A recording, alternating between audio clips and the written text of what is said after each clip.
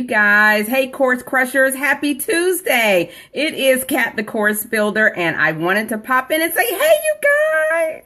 Hey, what's going on? I am working hard, but I definitely could not go without talking to my Course Crush crew. I thought I would come in and answer your questions.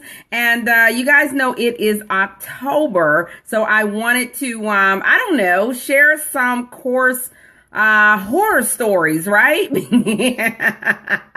Share some course horror stories because I wanted you to know that even though I am Kat, the Course Builder, that I too have had some course horror stories, that I have, had instances where I have been scared to death. All right. Absolutely scared to death. So I wanted to come in and answer your questions and talk to you about some of your experiences and what are you afraid of when it comes to putting out your course. I know that when I was just getting started with course building way back in the day, I was never really afraid to talk to people or get in front of people.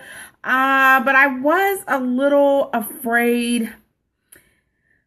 I don't know, that I wasn't really probably covering everything that I should, or that I was going to get the crickets. You know what I mean? Like, getting the crickets is probably one of the worst things for a speaker or someone who's facilitating a course. Like, nobody wants people to be falling asleep in their course. It's just like, womp womp. Like, nobody wants to be that girl, that girl that nobody wants to go to their courses. So I really tried hard to make sure that my folks were not bored to death. You don't want to bore people to death. And I'm telling you, I've had some horror stories, real horror stories. As a matter of fact, okay, so let me give you one horror story. Hey, Tanya. Hey, honey. Hey, Gen X Elite. How are you, honey? Can't wait to see you tonight. Can't wait to see you. So we're talking course horror stories. Am I saying that right? I don't say course horror story. It's course horror stories. Sounds like I'm saying course horror stories. It's course horror stories, right? So there are lots of course horror stories, and I was just getting ready to tell one about when I was on the road all the time. I used to be on the road a lot, out on Sunday, back on Friday. I'm telling you, it was just craziness for me. I loved being out there. I loved teaching courses. I loved sharing my story with people as a speaker, all those sorts of things. But guess what? I was tired. And this was before I got married. This was before I had a kid. I used to really enjoy being out on the road a lot, teaching courses and all that kind of stuff. I loved it. But at the same time, it got old after a while. It got old after a year or two. You know what I mean? Like, out on the road all the time and not knowing when you were going to be home, and I don't know, not knowing what city you were going to be in. That was me a lot. And at the time, I was getting out of a really bad relationship, really gross relationship. And so being out on the road was good for me therapeutically. I just felt good about being away. I wanted to be out on the road. It helped me to stay busy and keep my mind off of things. So I loved training on the road. I loved being out with people who didn't know anything about me. You know what I mean? Just, I could go and I could share, and they would appreciate what I was sharing with them. And it made me feel, I don't know, it made me feel connected. And I really enjoyed it. And then, so being out, so I would fly out on Sunday, and maybe I'd be in Nashville, or maybe I'd be in Burbank or somewhere. And then I would teach for like 2 or 3 days. And then I would be back in the air, flying somewhere else. And that went on for quite some time. And then I got to a point where I decided that I was tired of running. Hi, Matissa. Hey, 1%. Hey, honey. I decided that I was kind of tired of running around the country and even the world. I even taught some courses internationally because I just wanted to be anywhere but here. Is anybody, I mean, I don't know. Is it just me? Have you ever felt like, hey, honey, have you ever felt like you just wanted to be anywhere other than here? Like you just wanted to be somewhere else? Like just Calgon, take me away. You know what I mean? Like I know I'm dating myself, but have you ever just wanted to just escape from Alcatraz, honey? Well, that was me, and I did that, and I loved it until I decided I was tired of running. I was tired of running, and I wanted to settle down. You know what I mean, Tanya? Yeah, I was tired, and I had been to almost every state in the union. Almost every state in the union. I think I've been pretty much everywhere. Everywhere. I've been in North Dakota, South Dakota, California, Wyoming. I've been to, where have I been? Florida, of course, Georgia, Delaware, Vermont. Where else have I been? Washington, of course, Washington, D.C., that is. Where else have I been? Pennsylvania, Ohio. Pretty much everywhere. Florida, Georgia, where else? Alabama, Tennessee, everywhere in the Southeast, everywhere in the Northeast, most places in the Midwest, Chicago. So I've been everywhere, right? Well, Chicago's not a state, but Illinois. And so I'm telling y'all, it got to the point where what was freedom became shackles for me. What was kind of freedom became shackles. And I decided that I wanted to get married. I wanted to have a kid. And here I was locked into traveling because that had become my career. That had become my thing. Traveling, speaking, teaching, traveling, speaking, teaching, traveling, speaking, teaching.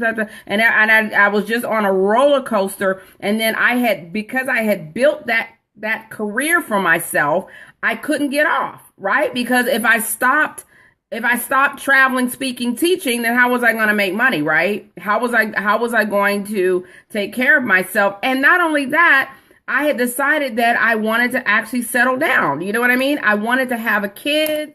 I wanted to try to get married again. And well, I've never been married before. I hadn't been married before, but I wanted to try to get married. And I felt like if I was, thanks so much, Matissa. I felt like if I didn't get off the road, it would never happen. And y'all listen, I was getting older. I was getting older. And I was starting to feel my age, so to speak. I was starting to feel like my clock was ticking. Y'all know how we start feeling like I'm serious. That clock is real. The clock is real. I don't care what nobody said. The clock is real. Okay. For women, it may not be right. It may not be fair, but it is sure enough real. Okay. And I knew that I wanted to have at least one kid. I'm like, before it was all over with, I wanted to try to have one kid, but I was at an age and stage in my life where I wanted to really do it right. Yeah, I did. I started feeling the pressure, Matissa. I was feeling the pressure, and there were literally no prospects. Zero, none, zip, nada, because I had been running away. All right, for those previous years. And so I never gave anybody a chance to get to know me or me to get to know them. It just wasn't going to happen, and I didn't care. Y'all know what I mean? Have you ever been there? It wasn't going to happen, and I didn't care. I was glad. I was like, goodbye. Got to get on that road again. I'm out of here. So that's what I did, and it felt good to just be out of there when I wanted to be out of there. So that's what I did. So anyway, you guys, fast forward, I decided I wanted to actually get married and have a kid and all of that. And I was like, well, how in the hell, I'm sorry, I'm not supposed to cuss on Facebook Live, right? But I was like, how in the world do I do that if I got to be on the road all the time? Yes, very driven and yes, I was very, very driven, very focused, very just, single focus. And so, and the people that I was serving, Matissa and Tanya, the people that I was serving out there who didn't know me from a hole in the wall, from a can of paint. Hey, Lamel. Hey, Gen Xter. What's up, Gen X Elite? Thanks for coming in. Those people that I didn't know from, or they didn't know me from a hole in the wall, those kind of like became, I don't know, they were kind of like my friends. I was like, hey, y'all. And they were like, we don't know you, lady. We don't know you, But I was like, hey, guys, and I really enjoyed being out with, amongst people who just, I didn't have to explain or anything like that. And I didn't have to talk about anything and all that. But so I decided I was going to get off the road. That was it. I was going to make a choice. And some of my colleagues were already doing course building. Hey, TC Cooper, what's going on, lady? Some of my colleagues were already doing course building. And I was like, well, how I get to do that? Because they were sitting home, they were kicking up, they worked, they had a regular schedule. They didn't have to be out and about. I've been around consultants like you have. I bet. Right? So I didn't have to, I saw that they had a different lifestyle than I did. And I was like, well, how do I do that so that I can sit down somewhere long enough to meet somebody decent and, long enough to, move into a different phase of my life, And so that's how I got into instructional design. That's how I got into course building, because I was very intentional about my life. Who's intentional about their life right now? Who is like, you know what? This is going to happen come hell or high water. Who is like that on here right now? And if you're watching this later, I want to hear from you. Tell me if you are like, listen, I am intentional. I am going to get there. This is what I'm going to do. And these are the steps that I'm going to take. I'm going to make it. And that's it. That's all. You, Matissa, do you understand, honey? I was intentional. I was like, listen, if I'm going to Lamel, I was like, listen, if I'm going to ever have kids, if I'm ever going to get married or anything, I got to make this thing happen. Come, yes.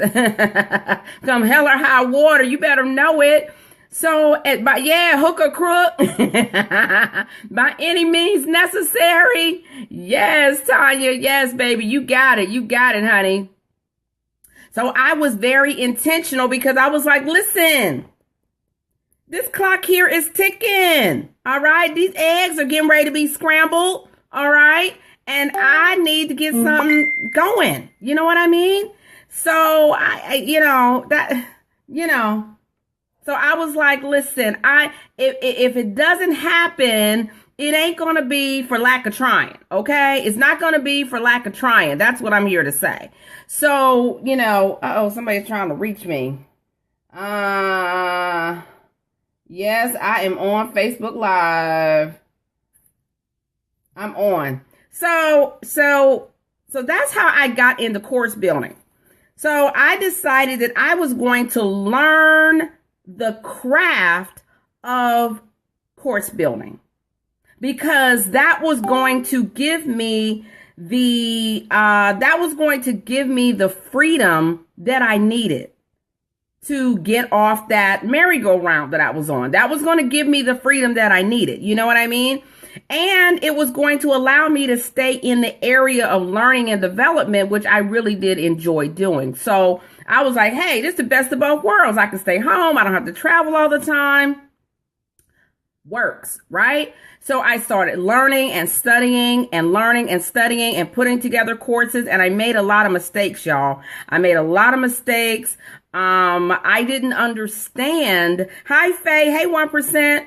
I did not understand that being in front of the classroom is totally different from putting that joint together. Okay. Putting that joint together is totally different. Like, you've got to be thinking about everybody. You've got to be thinking about your learner. You've got to be thinking about the business that maybe you are putting together a course for. You got to be thinking about them. You got to be thinking about you. How much time is it going to take? You don't want to go over time. You don't want to go under time. You want to make sure you give them enough content, not too much content. How are you going to give it? Is it going to be a webinar? Is it going to be an online? It was just so much to think about, right? So I want you all to know that I get it. I get where you're at. I get all the questions you have. And that's why I wanted to come on. And I'm going to be coming into the group even more often, answering your questions, talking to you guys. And as a matter of fact, as I'm talking now, if you have some course building questions, put them in the chat. Ask me. This is your time. This is your time, okay? I want to answer your questions. I want to be there for you, okay? So if you have questions, you're putting together a course, you're thinking about putting together a course, ask your questions. I'm here. I'm going to answer them right here, okay? So you can go ahead and put them in while I'm talking, and then as I see them, I'll answer them, all right? So anyway, I made a lot of mistakes, you guys. I had either too much content where I was overwhelming people, and they would come out of my class looking like this, womp, womp, womp. How did I know? Because fortunately, I had the opportunity to see my courses implemented. So I could, beta test them and test them again to make sure that the courses were right. And I just couldn't get this formula down. I could not. It was like either I was giving them too much or not enough and whatever. It was just a mess. So what I decided to do, what's your favorite platform for courses? Blackboard? No, not Blackboard, Tanya. Blackboard is more academic. I like Blackboard for academics, but for entrepreneurs, I don't like it. And the reason why I don't like it is because the interface is more so for an academic type interaction. It's not as conducive for teaching business topics or any other kind of topic. So what are my favorite platforms? So do you mean for webinars or online courses, Tanya?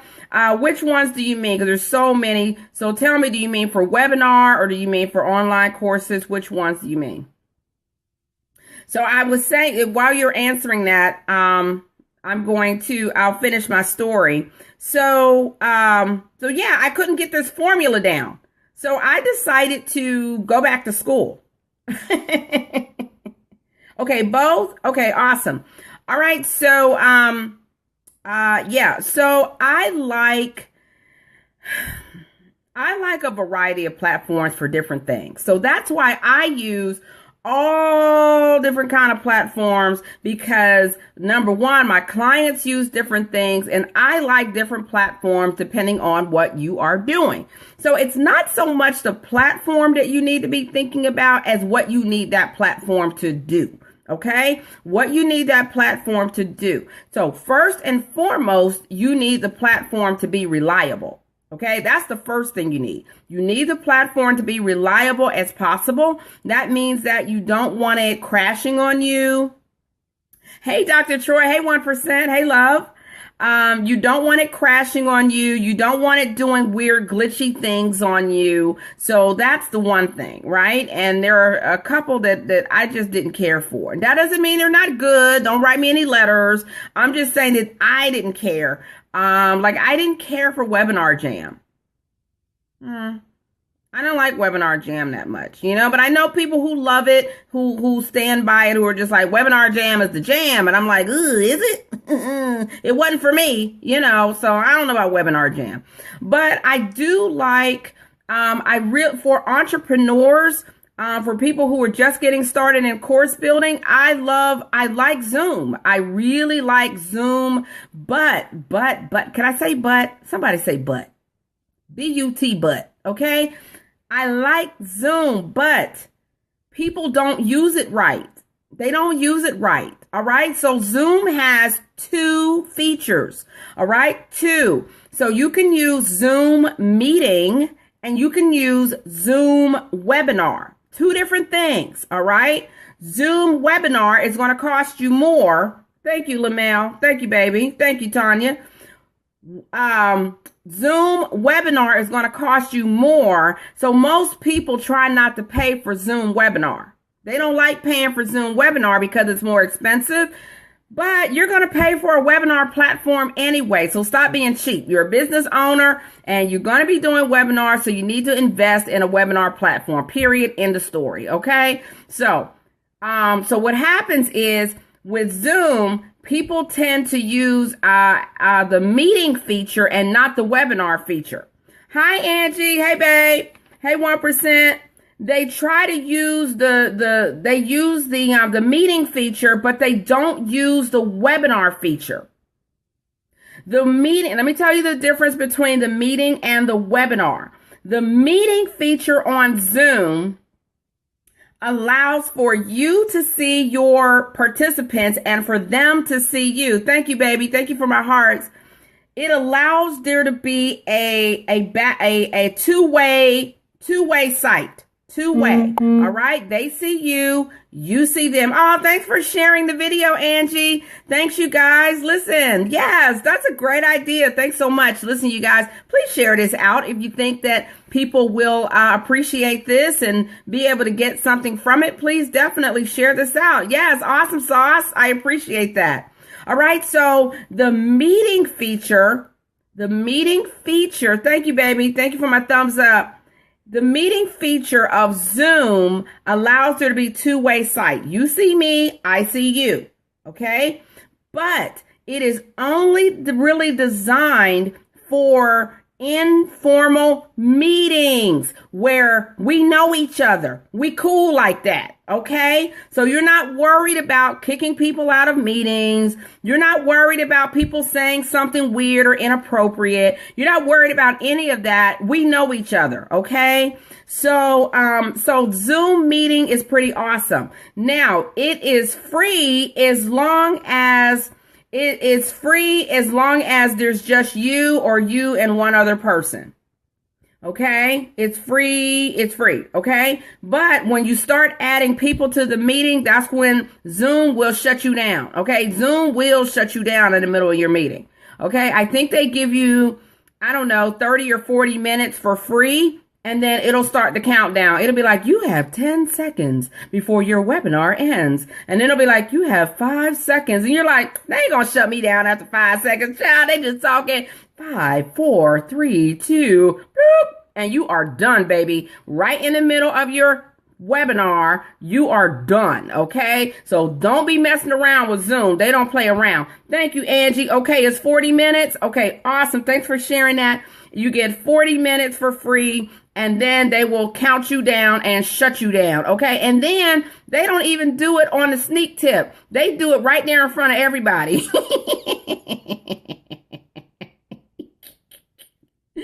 Yes, Faye, they will do it right there in front of everybody. Yes, they will. They're embarrassing, honey. Embarrassing. Zoom will shut you down.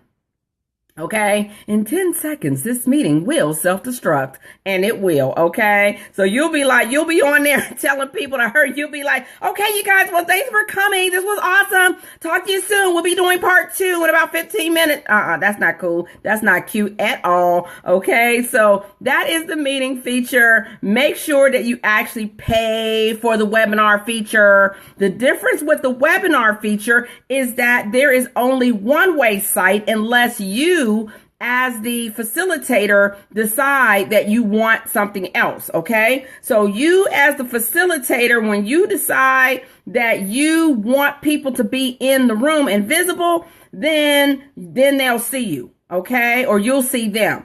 Otherwise, they stay in the background and everybody just sees you. Now, this is really cool and you need this. Trust me, you need this because when it is informal, when it's formal, a formal webinar, that is when You don't know these folks. They don't know you. You don't know them. They're just getting to know you. Okay. When they're just getting to know you, you don't know. They might come on there and say something out of whack.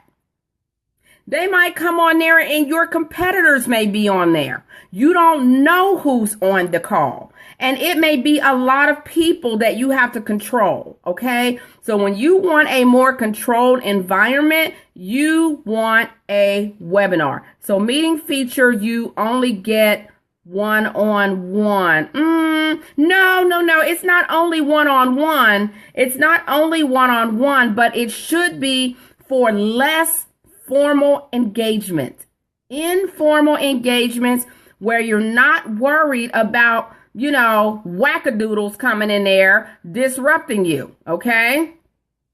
If you're worried about the wackadoodles, then you want to be in a webinar format where you can eject them from the room. You can kick people out. You can shut down their mics. You can do all kind of stuff with the wackadoodles. Okay. But in the meeting, it's a lot less, it's harder to do it. It's harder to do it. Okay. So the thing is that you want control as a facilitator. Okay. For free, paid is more than two. Yeah. Paid is more than 2 participants. Right. So on Zoom, I'm thinking of training people in a group setting. Okay. Yeah, that's cool, Lamel. You could definitely train people in a group setting. That's awesome. I like the meeting format where you can, yeah, no wackadoodles.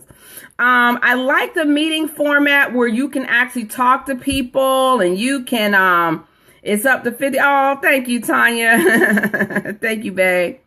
Oh, it's up to 50 people. Okay, great. Okay, so Zoom is up to 50 people. Okay, awesome. So that's good. That they don't want you to have hundreds and hundreds of people on a Zoom. Okay, if you go to a Zoom webinar or whatever, and there's all these people on there, I mean, it's just ridiculous. And you can't see everybody, and somebody's picking their nose, and somebody's eating with their mouth open, and somebody's beating the kid, and you know what I mean? So somebody's got the TV on, won't put their phone on mute. They called in from the car. You're worried about them crashing. I mean, it's just too much. You don't want all those distractions. So definitely, I recommend that you get the webinar feature so that you can have control over that. Okay. So hopefully I answered that question for you. All right. So y'all keep the questions coming. Keep the questions coming. I'm here to answer your questions. Okay. So keep them coming. All right. So until I get another question, I'm going to go back to my story, my horror story. All right. So tell me. All right. So what is your biggest fear? As a course builder, what is your biggest fear? Is it that nobody will come? Is it that they won't like the content? Is it that you're not giving them what they want? Tell me, what is your biggest fear as a course builder? And I'll tell you mine, okay? I'll tell you mine. So people do not believe it, but it is so true that I get nervous before every course. I get nervous before every course. I get butterflies in my stomach. I second guess myself. I'm checking everything and I'm checking it twice and I'm like, wait a minute, do I have this? Is this enough? Is this not too much? Yeah, it's nerve-wracking. It's nerve-wracking to start a course, especially when you're dealing with technology, and you're not as familiar with the technology. It can be nerve-wracking. But I will tell you that it always ends up well. It always ends up well. So, I've always had a fear of just like not, I don't know, like disappointing people. I never want to disappoint people. That would bother me a lot. Then feel like throwing up and exactly. You feel like throwing up and it's a little nerve wracking. But, for me, I take such I take a lot of it's a responsibility that I take very seriously, teaching people. I take it really seriously, and so it makes me a little nervous because I want to make sure that I'm giving people what they need to succeed. So it always makes me a little bit nervous, but then I always calm down and just go for it. So what are your fears? What are your fears about putting on your courses? Tell me, talk to me, you guys. And believe me when I tell you, there is nothing you all can tell me that I have not been through, that I have not experienced. There was one time, you guys, I was in, where was I? Somewhere in Louisiana. I think I was in, where was I in Louisiana? Baton Rouge. So use a meeting platform for personal training like a boot camp. Yeah, personal training. Yep, definitely. That's perfect, Lamel. My fear that there is no learning. Okay, and your fear, Matissa, is attendance or low attendance. Yeah. Okay, so let me deal with both of you guys. Okay, so Faye, your fear about that there's no learning, that's huge. That is huge, and I have been there. And because of that, I tend to give more than probably I should. My fear is not having anyone be willing to invest in themselves through me. I know, right? That they'll choose somebody else. Yeah. So I'm going to talk about that too. Yeah. So the fear of no learning. So what I used to do is I used to be so nervous about that I would over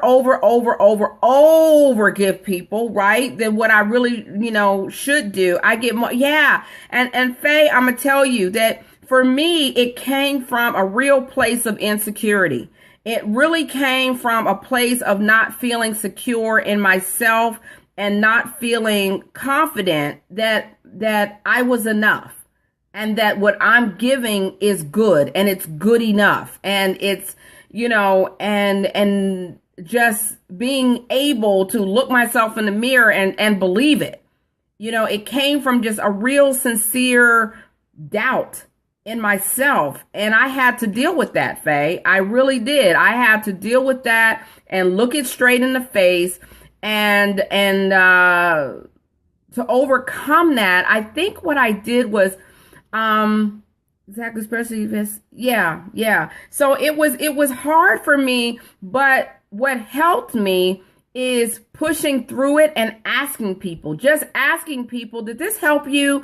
Those of you all who've been with me for a while, I always ask the same question. Did this support you? If you all ever get on a one-on-one call with me, I'll always say, did this help you? Did this support you? Because I want to know. And when people say, yes, oh my God, yes, this helped me so much, then I'm like, okay. And over time, that has helped me to develop a confidence that what I'm giving is enough, right?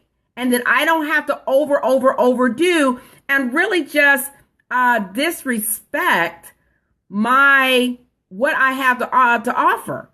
I don't have to over more and more. I don't have to. And Faye, you don't have to. You so don't have to. What you're giving is good and it's great and it's awesome. It's awesome. Okay. So over time, I let that go. Okay. But in order to let it go, I had to ask people and I had to accept it. I had to accept what people were telling me. And over time, I just said, you know what? They say it's good. I believe them. Those are my course crushers. So I believe them. They say it's good. Then I'm going to take that and I'm going to run with that. All right. So thanks so much, Faye, for sharing that. I appreciate that, baby. Mwah. All right. So I want to talk to Matissa about fear of people not showing up, right? And low attendance. So listen, let's talk about low attendance. So we get scared of low attendance because, and I know I did. I still do. No matter what. I'm telling you, as a course builder, these are things we're going to go through because we are offering up ourselves. This is us. This is what's in here and what's in my heart. And nobody wants to feel rejected. And low attendance means rejection, right? It means they didn't want it. They didn't want me. They didn't want this. And this kind of goes along with what you were talking about, Angelica, right? Is that, why did they buy from my competitor and not from me? It feels like a rejection of you, right? And I totally get that. I get that too. But you know what? The low attendance, let me tell you how I think about the low attendance. Sorry, y'all. I hope I don't have a booger. If I have a booger, just put it in the chat and just say booger, and I'll be like, okay, and I'll wipe it, all right? Sorry. I feel like I got a booger. I hope I don't. Sorry, you guys. So, listen. So, hi, Andrea. Hi, honey. How are you, love? Hey, 1%. So the low attendance, the whole low attendance thing is more so about are they rejecting me? All right? And the answer is no, they're not rejecting you. They're not rejecting you, right? Y'all know the saying that there's somebody for everybody? It's true. There's somebody for everybody. Okay? There is somebody for everybody. And the same is true for you. Okay, so don't be feeling like they rejected me. They didn't want me. No. So I want you all, if you have low attendance, I want you to go back and I want you to ask yourself some questions. Did I cultivate my audience? Did I ask them what they wanted? Or did I just throw something out there? All right. Did I just throw something out there? Did I market the course properly? Did I build the course properly? Did I launch the course properly? Did I do all of those things? All right. And if you did those things and there was low attendance, then I would say go back to those things because the answer is in there. The answer is in there because the people who want you and who God has chosen for you, right, to be a steward over, they are there and they are waiting for you. I promise you. Okay? It's not you personally. Yes, there's somebody for everybody, honey. Market, build, launch your course properly and your people, they will. I promise you they will. Okay? So I don't want you all to take it personally if people didn't come to your course and stuff like that. You know what I mean? It's just like if you have a party and nobody comes. If you have a party and you put out the punch, y'all remember them punch bowls with the clear ladle, with the plastic clear ladle and the matching cups, right? And you mix the Sprite and the Tahitian punch. Not the Sprite, the ginger ale and the Tahitian treat. Okay? Did y'all used to do that? And put some sherbet in there, some sherbet ice cream? And the solo cups, yeah. Did y'all used to do that? We used to do that back in the day. Ginger ale, Tahitian treat, sherbet, and once we got older, a little something. All right, a little something in there, right? And when people didn't come or people don't come to your party, it's like, wait a minute, does my breath stink? What is it? But you got to go back and think. Did you give people enough time? Did you give people enough notice? Did you have your party when other things were going on and it was too much confusion or too much competition? Okay. So I'll give you guys a perfect example. Okay. Who knows when my birthday is? Who knows when my birthday is? Don't be looking on Facebook either. Who knows when my birthday is? Anybody know? Anybody know? Fancy, honey. Yes. Yes, no tardy. All right, you guys. So y'all probably don't know when no, January 10th? Nope. I'll give you a hint. I'm a Capricorn. I'm a Cap. Caps in the house. right? So my birthday is December 31st. Okay, my birthday is December 31st. I am a New Year's Eve baby. All right, I was born on New Year's Eve around 9 o'clock at night on a Friday. Okay, on a Friday. Yeah, you were close, very close, very close. So because my birthday is on New Year's Eve, oh, thank you. Thank you, honey. Because my birthday is on New Year's Eve, when I was growing up, there was always a party on my birthday. My friends would be like, what we doing, girl? Party time. Because everybody was off the next day. So my birthday was prime time party. Oh, no. Yes, Faye, honey. It was a party every year. Okay. Nobody forgot my birthday. And oh man, that's a yeah. Happy event. Oh, thank you, honey. Thank you, baby. But you know what? I really didn't get gypped because I was raised Muslim. Little known fact. Little known fact, you guys, I was raised Muslim. I was not raised Christian. So I did not celebrate Christmas growing up. Wink, wink, wink. So because I was raised Muslim, I really didn't get gypped on the birthday. There wasn't a lot of competition. Yeah, so yeah. So my birthday, because it is on New Year's Eve, is always a party, right? But as I got older, people didn't always come to my party. Side eye, twisted lip, tight jaw, right? And I was like, well, why they ain't come to my party? I got the hopping party, okay? I had some cool parties, okay? And I'd be like, well, how come they didn't come? Well, there was so much competition for New Year's Eve. Everybody's having a New Year's Eve party, right? And everybody is, got something going on. And so I know, messed up, right? Messed up. I always have good parties. Y'all know if it's a KD production, it's going to be fun, right? So my regulars, they fell through. Y'all know, your ride or die is going to fall through. But the rest of the people didn't show up. And I'm like, well, what is the deal? What is the deal? Is it me? Did my breath stink? What's going on? And it's not really that. It's just that there was a lot going on, right? And people have choices.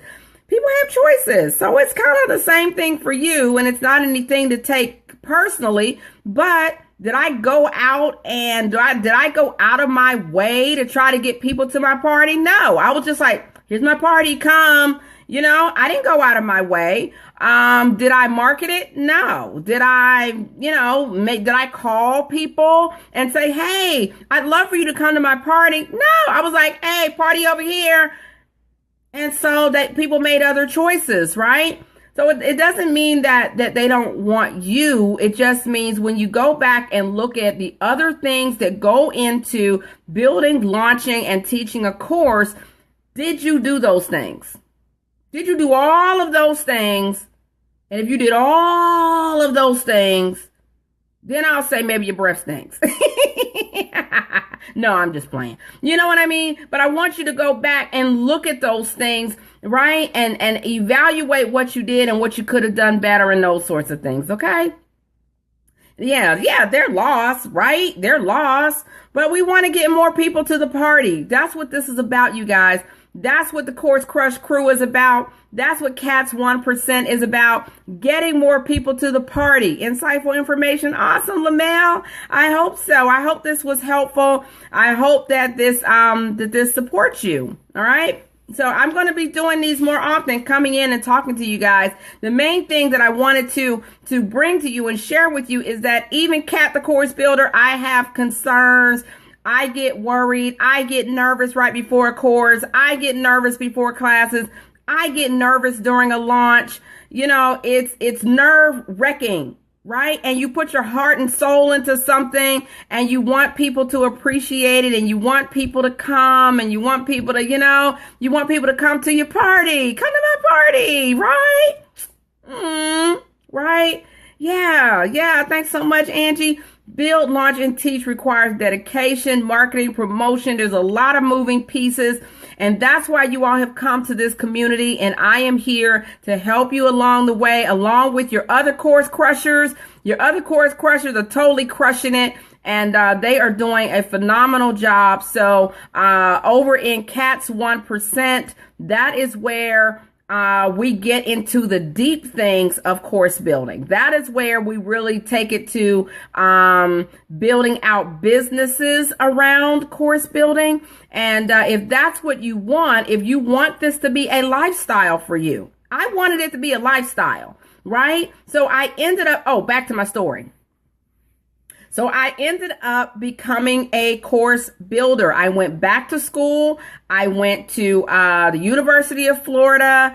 I went back to school. I learned this craft and I started doing it. I got better and better and better and better. And then my courses were in demand and I was in demand and I was able to build a lifestyle around building courses.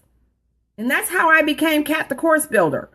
And so I'm here to teach you how to build your own courses. And if you want it to be a lifestyle for you, that's different.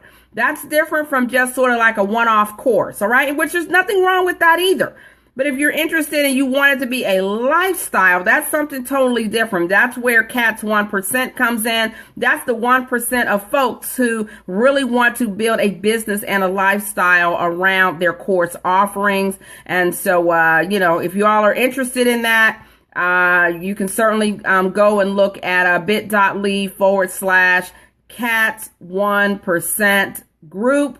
bit.ly/Cats 1% group. You can take a look at that and check it out. Cats 1%. That's where we talk about the deep things of building, launching, and teaching courses. And so that's my story, you guys. That's my story. So you guys, thanks so much for coming in. I hope this supported you. I hope you enjoyed this. Thanks so much. Thanks so much, Angie. I appreciate you subscribing. I appreciate all of you all. You all are amazing. You're awesome. And listen, if you're catching this later, you didn't get a chance to catch it now, leave me some comments because I check the comments. I talk back and everything. You know what I mean? I'm even liable to call you sometimes. All right. Like sometimes I'll just call folks out the blue. I'll be like, this is Kat, the Course Builder. And they're like, Kat? Right? So you never know. I might even pick up the phone and call you. All right. So thanks so much, you guys. I appreciate you 1%. And I appreciate you Course Crushers, Course Crush crew. Leave me your questions. I'll be back in a little bit later on to answer your questions. All right. You guys are amazing. Thanks so much. Thank you, Andrew. Thank you, Matissa. Thank you, Faye. Thank you, Lamel. Thank you, Tanya. Thanks the rest of you guys. Thank you, Faye. Thank you, guys. All right. I'll talk to you soon. Yeah. Put a cat in the chat. I'm going to hop over on Periscope, guys, to go ahead and party on over there, okay? So if y'all want to catch me on Periscope, I'll be over there in just a couple of minutes, all right? Talk to you soon. Mwah.